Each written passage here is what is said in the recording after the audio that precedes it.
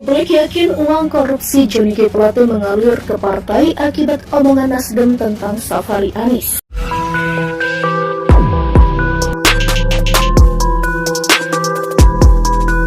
Kecurigaan banyak orang itu bukan kecurigaan tanpa dasar, karena di antara 3 partai pengusung Anies Baswedan, hanya Partai Nasdem lah yang paling kuat keuangannya untuk melakukan rally kampanye Anies kemana-mana.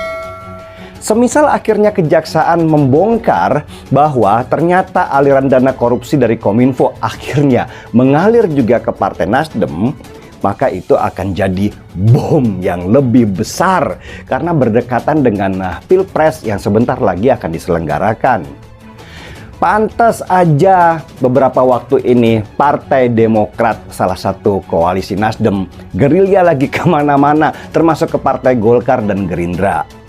Mungkin mereka sudah pada tahu kalau koalisi Nasdem, Demokrat, dan PKS ini bisa hancur berantakan kalau terbukti bahwa aliran dana korupsi Menkominfo mengalir juga lah ke Partai Nasdem. Penahanan Menteri Komunikasi dan Informatika Johnny G. Plate tentu meresahkan banyak pihak.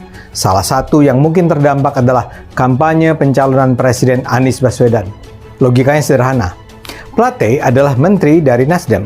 Nasdem adalah partai pengusung Anies.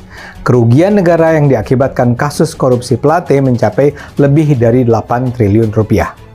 Karena itu diduga keras sebagian dari dana yang diduga disedot dari kas negara itu juga mengalir ke proyek-proyek politik Nasdem termasuk pencalonan Anies.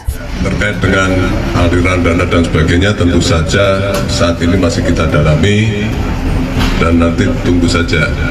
Makanya kami juga setelah menetapkan tersangka ini kegiatannya tidak berhenti begitu saja. Kita masih melakukan pengumpulan alat bukti yang lain. Ya, kalau nanti ketemu pasti akan kami sampaikan.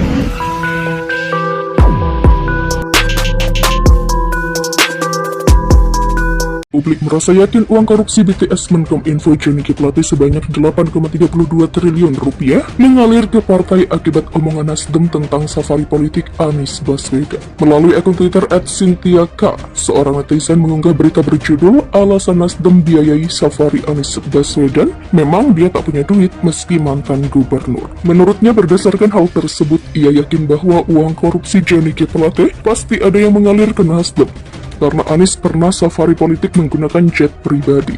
Selain itu, ketika safari politik Nasdem selalu menyediakan door prize. Ditambah saat itu bisnis Ketua Umum Partai Nasdem Surya Paloh tengah terganggu usai deklarasi Anies Capres. Aku setuju, ayo bongkar, gak mungkin uang sebanyak itu gak mengalir setetes pun ke partai.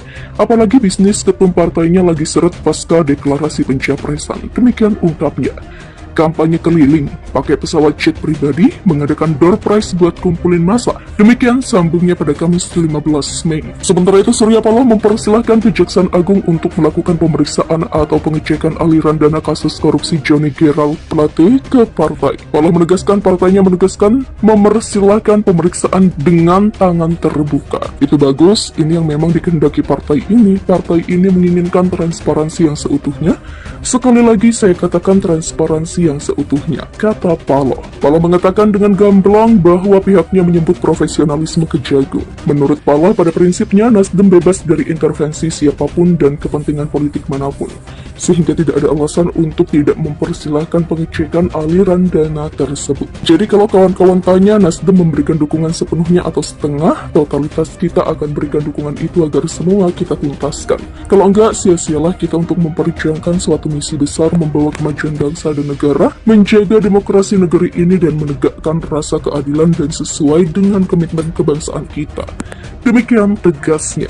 Menteri Koordinator Bidang Politik, Hukum, dan Keamanan Mahfud MD buka suara terkait penahanan Menkominfo Johnny G. Plate oleh Kejaksaan Agung atau Kejagung pada sebuah acara di Hotel Bidakara, Pancoran, Jakarta Selatan pada Kamis 18 Mei 2023. Mahfud MD coba mengungkap fakta yang sebenarnya terjadi pada Sekjen Partai Nasdem itu. Secara rinci, Mahfud MD mengungkap awal mula terendusnya dugaan korupsi penyediaan infrastruktur base transceiver station atau BTS 4G dan infrastruktur pendukung paket 1, 2, 3, 4, dan 5 Badan Aksesibilitas Telekomunikasi dan Informasi atau BATI, Kementerian Komunikasi dan Informatika tahun 2020 sampai 2022.